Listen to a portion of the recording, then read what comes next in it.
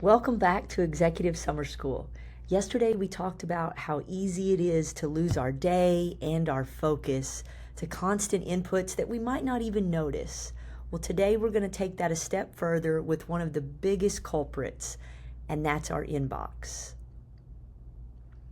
So email is essential, certainly, but left unmanaged, it can become a distraction machine. The original inbox isn't set up for receivers to help you focus. It's really to set up for senders. It's built to keep us reactive. There's no distinction between the types of items in our email. They could be urgent, they could just as easily be irrelevant, and everything in between. So that buzz means we're constantly triaging instead of thinking, right? It's a distraction loop that absolutely kills our focus and our momentum. But it doesn't have to stay that way. We can design our inbox to support clarity and not chaos. So let's change the game. Today we're going to walk through 4 different techniques that you can use to take control of your inbox, starting with controlling what lands there in the first place. So these are our 4 tactics, right? The first one, controlling what lands there. We did a little bit of this in our warm-up yesterday, but now we're going to take that a step further. There's also a tactic of routing it to our team members, recognizing our VIPs, and setting expectations. So let's dive in. First, let's filter out the noise, right? This will allow us to route non-urgent updates out of sight, right? We talked about this a little bit yesterday with Leave Me Alone, which is an app I absolutely use, and I had to go back and pull items back into my inbox to have an example for today. These are the types of digests that I receive, right? So it gives you a digest for the whole week. I get them on Sundays at 1 o'clock, which is a good time to pour through those.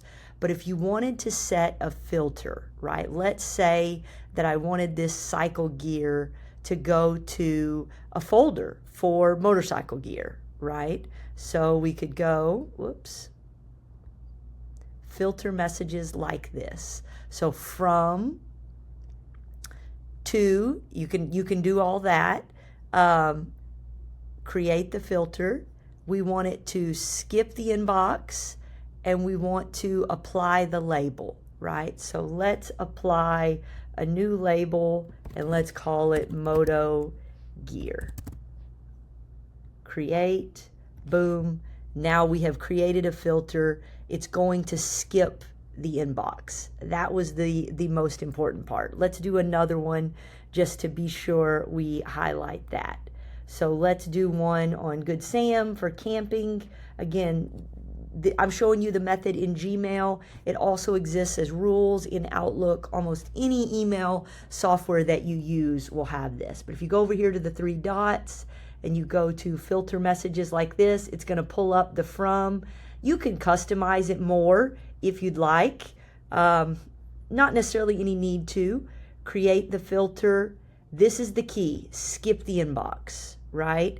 And then apply the label. Let's say you want this one to be travel, right? So I think I have a travel. Maybe I don't. I thought I did.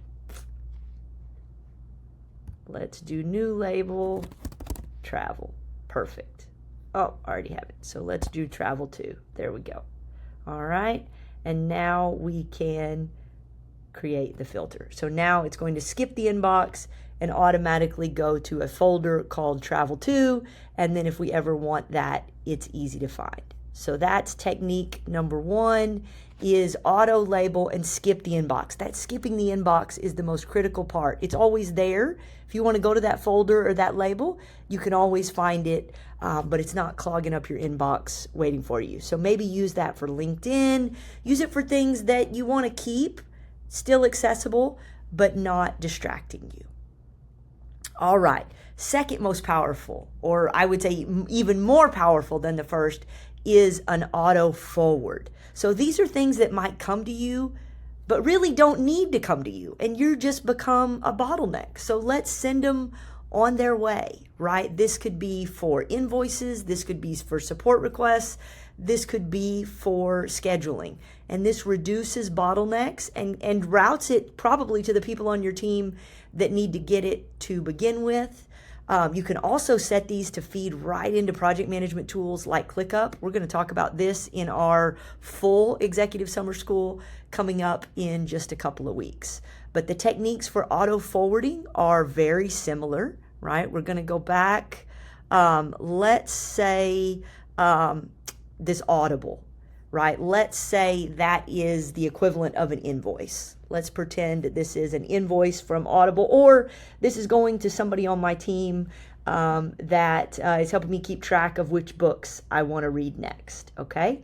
So I'm going to go to forward. Oops, that's not what I'm going to do. I'm going to go to filter messages like this. All right, so we're going to create filter, and we are going to forward it.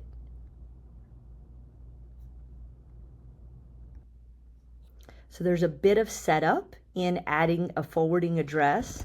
I'm going to use my RLA CPA firm address. Let's pretend that if a client emails me to my personal email, I want it to automatically forward to my other. Then it's going to send a confirmation email to there. It's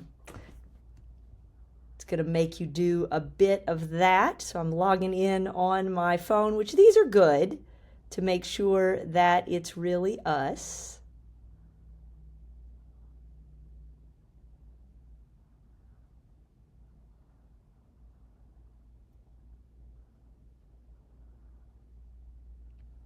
There you go. So proceed, and you can, it says a confirmation link has been sent there to verify permission. All right, I've got it on my other.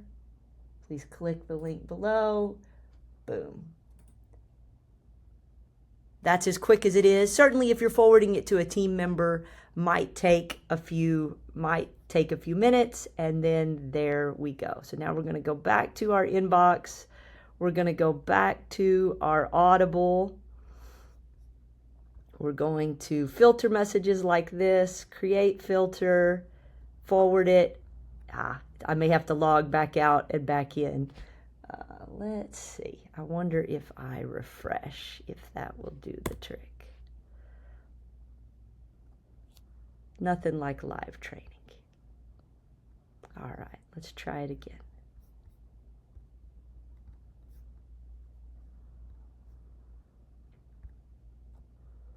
Well, it's being a bit stubborn. All right, so I did have to refresh a bit. We can either leave it in the inbox or have it skip the inbox, right? Again, and then automatically forward to your selected address, and then hit create filter, and you're good to go, right? So you can add as many of these. The folks on the other side do have to confirm receipt so that they work. But it's a great process, and obviously you do want to make sure that the other person is receiving it. That confirmation is a good step, that we don't have any typos in there. All right, so number 2, using the auto forward to a shared system. All right, third tool we can use is auto starring for VIPs, right? So the first 2 steps have been moving things along so that we don't see things that we ideally really don't need to see in the first place. But what about those emails that we really do want to see? Then we can do the opposite. We can star or prioritize those. So I left this open here. You can also select star it, right? If I wanted to see the Audible emails, right? Maybe instead of Audible, it's a key client, and we wanted to see that, then you can always star it. You can also apply a label. You could have a label that says VIP and apply that as well. Again, you can play with each of these to set up a system that is customized to you, that's routing. It's kind of like being a traffic coordinator at an intersection, routing the unessentials out and routing the most important to the top, so that when you do check your email, that you're seeing the things that are most important. And that leads us to number 4, using an autoresponder to set expectations, right? We've almost come to expect that emails will be responded to really, really quickly. And that's usually a good thing. But we can use an autoresponder to set a clear response window and maybe even offer an alternative contact. And that allows us to free up our focus for deep work while still acknowledging, being professional, and being responsive, right? So the tip is keep it warm, keep it brief, and keep it evergreen. I think there's a tendency to over-explain, and we really don't have to do that. So here's an example. Thanks for reaching out. I check email at 11 a.m. and 4 p.m. If your message is time sensitive, contact my team at, right? And give an alternate email address that maybe routes to your team that is there to be your customer service team that is there to be more responsive. So it isn't that we don't want to check our email or that we don't want to pay attention to our email, but we want to set our email to work for us and not just being an avalanche that buries us and makes it hard to see what's actually important. All right, so here was our checklist. 1 from yesterday, that unsubscribe sprint, clear out the stale newsletters or updates, or use something like Leave Me Alone. Set filters, use that auto label and skip the inbox for messages that you really don't need to read. They're just alerts, they're there. Forward smartly so that you're not a bottleneck. Use the VIP star rule, auto star, auto label VIPs so that those go to the top of your inbox and you can see them. And then remember to add an autoresponder to help set expectations. All right, so tomorrow we'll go even further. We'll talk about the next layer of interruptions, which can often be our notifications. Again, we can design a similar system that will help us be connected without being controlled. You're doing great. Keep going, and I will see you tomorrow.